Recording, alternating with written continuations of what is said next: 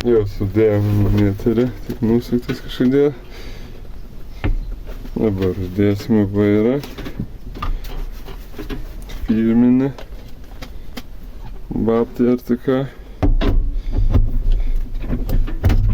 Nepasikeičia jokio vairo ergonomika. Tik šitos matysit daželį. Bet taip tai, kaip buvo, visi reguliavimai, viskas veiks. Uždėjom breketą variklį.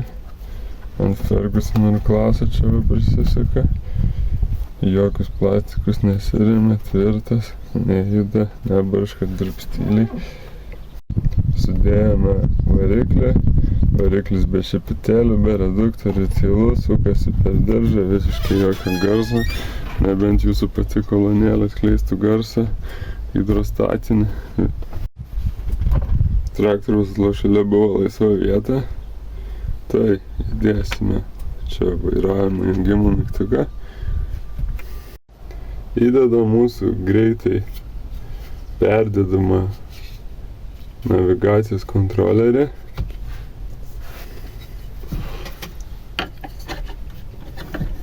Rodiklį jau žemą kryptį. Įdėjom čia, kaip ir laidų vos matysis, įdėjau čia, nes klientas nori perdėti jį kūlimo sezono metu į kombainą. Tai jis išiminės jį kartu su vairu ir monitoriu, tai trunka apie 15 minučių. Taip, įdėjau dar vieną mygtuką ekrano ir kontrolerio jungimui. Taip atrodys tie laidai, bet ten vienas nepajungtas. Čia viskas kaip ir pasislėpė, nors laikinas tas. Čia visai patiko, kad ant Fergusono yra daug vietos įmest viską. Ir saugiklinė labai patiko, kad yra laisvas laidas, įdėjom papildomą saugiklį. Ir minusą buvo, kaip pajungt. Viskas labai arti, viskas labai vietai. Uždėjom anteną ant stogo. Mūsų ekranas yra Full HD, 1000 nitsų, ryškus. Aišku, telefonas to nemato, žmogaus akį, tai viskas čia ok matos, plus galima jungti foną šviesą. Taip pat mūsų monitoriai ateina su stabilizatoriais, čia montuotas. Va čia. Jie įdėti tam, kad jeigu sugalvosit perkart traktorių, kažkokį ten klaidą išmest, ką nors, ar šiaip pavalgyti išeisit, neužgestų monitorius užkūrimo momentų ir vėl nereikėtų jam užsikrauti, jokių prastovų gaunas. Va, lieka gražus visų vairas su Massey Ferguson emblema. Šitą modelį net nereikėjo pjaustyti plastikų, šiek tiek matos varžtas, bet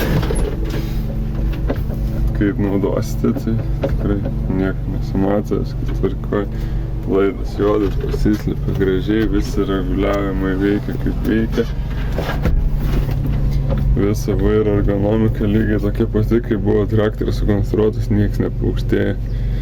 Jokių ten nesąmoningų breketų, viskas tvirta iš metalo, nebraška, netraška, čia pačios kolonėlės klibėjimas, kurios negirdėsit. Sudėtas tikras analoginis kampo dačikas.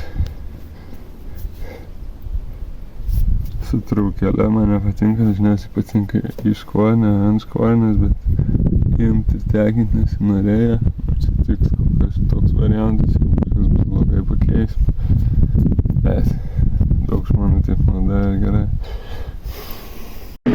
Tai padarėm kalibraciją. Buvo problema su mase, tai sutvarkiau masę. Dabar važiuojam ant 12 beveik. Tikslumas vidutinis 4 cemai.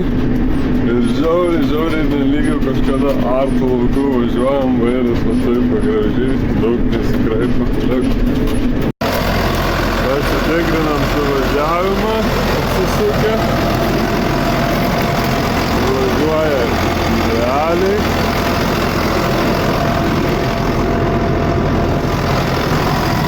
Galima atiduoti klientui.